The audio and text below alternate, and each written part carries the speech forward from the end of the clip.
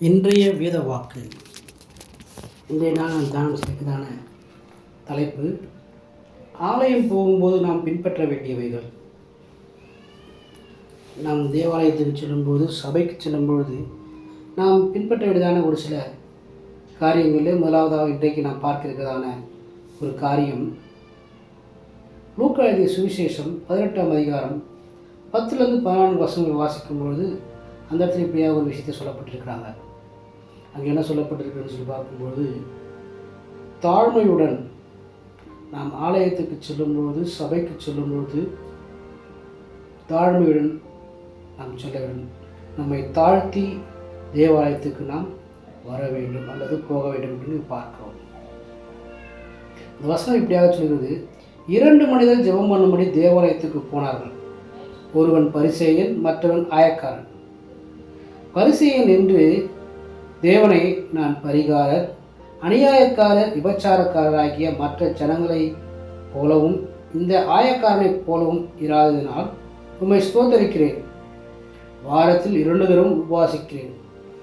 என் சம்பாத்தியத்திலெல்லாம் தசமபாகம் செலுத்துகிறேன் என்று தனக்குள்ளேயே ஜெபம் பண்ணி, ஆயக்காரன் தூரத்திலே ஜெபம் பண்ணினான். ஆயக்காரன் தூரத்திலே நின்று தன் கண்களையும் வானத்துக்கு எடுக்க துணியாமல் தன் மார்பிலை அடித்துக்கொண்டு, தேவனே, பாவியாகி என் மேல் கிருபையாயிரும் என்றான். அவனல்ல, இவனே நீதிமானாக்கப்பட்டவனாய் தன் வீட்டுக்கு திரும்பி போனான் என்று உங்களுக்கு சொல்லுகிறேன். ஏனெனில் தன்னை உயர்த்துகிற எவனும் தாழ்த்தப்படுவான், தன்னை தாழ்த்துகிறவன் உயர்த்தப்படுவான் என்று இந்த வேதவசனம் சொல்லுகிறது.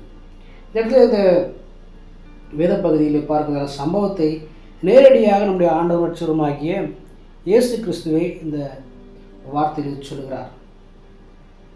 ஒருவன் தன்னை தாழ்த்தினான், ஒருவன் தன்னுடைய பெருமையை பேசினான் என்று இந்த இடத்துல சொல்கிறோம். யாருடைய காரியத்தில், யாருடைய ஜெபத்தை ஆண்டவர் கேட்டார், யாருடைய காரியம் கேட்கப்பட்டது, யாருடைய வேண்டுதல் கேட்கப்பட்டது என்கிறதான ஒரு பதிலையும் இங்கேயே பார்க்கிறோம். பரிசேயன் இந்த இடத்துல பார்க்கும்போது, தன்னை உயர்த்தினதான, தாழ்த்தாதபடி தன்னை உயர்த்தினதான பரிசேயனை குறித்து இங்கே பார்க்கும்பொழுது, பரிசேயன் இவர்கள் யூத மதத்திலும் மிக முக்கியமான பிரிவுகள் ஒருவராக காணப்பட்டார். இந்த பரிசேயன் என்பவர்கள் யூத மதத்தில் இருக்கக்கூடியதான ஒரு சில முக்கியமான நபர்களையும் ஒரு பிரிவாக காணப்பட்டார்கள். அவர்கள் எப்படிப்பட்டதான குணநலம் உடையவர்கள், எப்படிப்பட்டதான காரியங்கள் அவர்கள் பின்பற்றுபவர்கள் என்று பார்க்கும்பொழுது, சடங்காச்சாரம், பாரம்பரிய காரியங்கள் என சிறு சிறு காரியங்களையும் கடைபிடிப்பவர்கள். சடங்காச்சாரம், பாரம்பரியம் இவைகளையே முக்கியப்படுத்துவார்கள். தேவனுக்கு நிகராக இவர்கள் பார்ப்பதான காரியம், அவர்கள் செய்வதான காரியம் அது நிகராக அது ஏற்றுக்கொள்வார்கள். சடங்காச்சாரத்தையும் பாரம்பரியத்தையும் தேவனுக்கு நிகராக அவர்கள் அதை பார்க்கிறார்கள். அதை ஒரு ஒழுங்காக அவர்கள் பார்க்கிறார்கள் என்று பார்ப்போம். இவர்கள் சுய கட்டுப்பாட்டையே முக்கியப்படுத்துவார்கள். அன்பு, இரக்கம், பாசம், தாழ்மை, உதவி இவைகளுக்கு இவர்கள் அப்பாற்பட்டவர்கள். இவைகளை சிறிது கூட அவர்கள் அக்கறை செலுத்த மாட்டார்கள். மேற்பூச்சாகவே நடக்கக்கூடியவர்கள் இவர்கள். இவரிடம் பொதுவாக பெருமை, மாய்மாலம், இரக்கமற்ற குணங்களே காணப்படும். பெருமை பேசுகிறவர்களும் மாய்மாலமாக மற்ற முன்பாக தன்னை உயர்த்தியோ தாழ்த்தியோ நடித்து காட்டுவதிலே அவர்கள் பெயர் பெற்றவர்கள், கை சிறந்தவர்கள். இரக்கமற்ற குணமுடையவர்கள். எந்த ஒரு சூழத்திலும் அவர்கள் இறங்க மாட்டார்கள், அப்படியாக காணப்படுவார்கள். தாழ்மை, விட்டு கொடுக்கும் மனம் இவர்களிடம் காணப்படாது. குறை கண்டுபிடிப்பது, குற்றப்படுத்துவது, பணம் சம்பாதிக்க பேர், புகழ், சுயநலமான ஆதாய காரியங்களையே முக்கியத்துவப்படுத்துவார்கள். தனக்கு ஒரு காரியத்தில் லாபம் வரும் என்று சொன்னால், தனக்கு ஒரு காரியத்திலே புகழ் வரும் என்று சொன்னால், தனக்கு ஒரு காரியத்திலே பேர் வரும் என்று சொன்னால், அதை அவர்கள் முக்கியத்துவப்படுத்தி இந்த காரியத்திலே அவர்கள் செயல்படுவார்கள். அப்படிப்பட்ட காரியங்களை அவர் அதிகமாக விரும்புவார்கள். இதற்கு இவர்கள் மேற்சாயம் பூசுவார்கள்.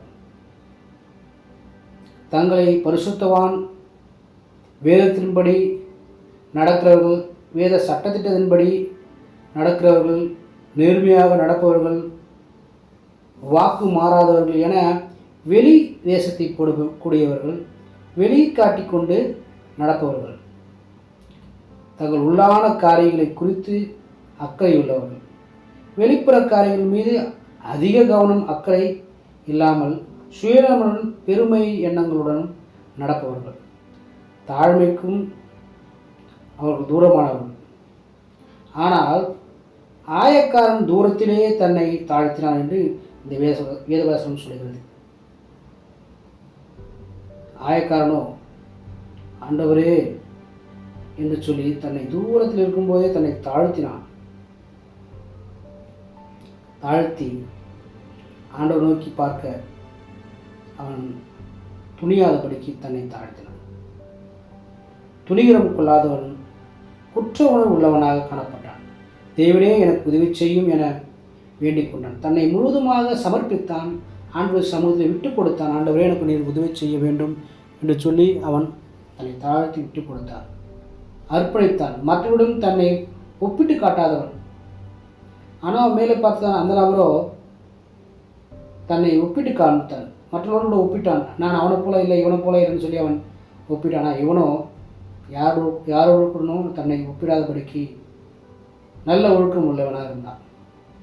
தன் குறைவுகளுக்கு காரணம் நான் தான், இழப்புகளுக்கு என்னுடைய பலவீனங்களுக்கு காரணம் நான் தான் என உணர்வு உள்ளவன் இவன். யாரையும் குறை கூறாமல், பிறர் மனம் நோகும்படி நடவாமல், வசனத்துக்கு தன்னை தாழ்த்தவும் அர்ப்பணிப்பு எண்ணம் உள்ளவனாக, கீழ்ப்படிய மனம் கொண்டவனாக இவன் இருந்தான். அதிகம் பேசாமல், அளப்பாமல், கர்த்தர் எல்லாவற்றையும் அறிந்துள்ளார், அவருக்கு மறைவானது ஒன்றுமில்லை என்றதான எண்ணம் கொண்டவன். எனவே தன்னை தாழ்த்தினான், தேவனால் நீதிமானாக்கப்பட்டான், கடந்து சென்றான். இயேசுவிடம் இவனின் செயலை உதாரணமாக குறிப்பிடுகிறார். நாமும் தன்னை தாழ்த்துவோம். தேவ ஆலயம் செல்லும்போது நம் குணம் தாழ்மையானதாக இருக்க வேண்டும். பெருமை என்னும் உண்டானால் தேவனே நம் முதல் எதிரியாக காணப்படுவார். எனவே நம்மை தாழ்த்துவோம், தேவனை உயர்த்துவோம். நாம் முதலில் பார்த்தது அந்த நபரை போல இல்லாதபடிக்கு நம்முடைய வாழ்க்கையிலே எப்போதுமே தேவனை உயர்த்தக்கூடியவர்களாக, நம்மை தாழ்த்தக்கூடியவர்களாக நாம் காணப்பட வேண்டும். இந்த பரிசேயனைப் போல ஒரு நாள் நாம் இருக்காதபடிக்கு ஆயக்காரனைப் போல நாம் காணப்பட வேண்டும். அதையே தேவனும் விரும்புகிறார். ஆயக்காரன் தன்னை தாழ்த்தினான், பரிசேயனோ தன்னை உயர்த்தினான், மற்றொன்று முன்பாக தன்னை ஒப்பிட்டு காண்பித்தான். நாம் ஆலயம் செல்லும்போது நம் நினைவிலை கொள்ள வேண்டும் என்ற காரியம் நம்மை தாழ்த்த வேண்டும். தாழ்மையுள்ளவர்களுக்கு தேவன், பெருமையுள்ளவருக்கு தேவன் உயர்த்தி நிற்கிறார். தாழ்மையுள்ளவர்களுக்கு தேவன் கிருபை அளிக்கிறார். தேவனுடைய கிருபையையும் தேவனுடைய இரக்கத்தையும் பெற்றுக்கொள்ள நாம் தாழ்மையுள்ளவர்களாக இருப்போம். நாம் ஒவ்வொரு நாளும் ஒவ்வொரு முறையும் தேவாலயத்துக்கு செல்லும் பொழுது, தேவனுடைய சமூகத்துக்கு செல்லும் பொழுது நம்மை நாமே தாழ்த்துவோம். தாழ்த்தி தேவனுடைய கிருபையும் இரக்கத்தையும் பெற்றுக்கொள்வோம். கர்த்தர் நம்மோடு கூட இருந்து நம்மை ஆசீர்வதிப்பாராக. ஆமென். God bless you.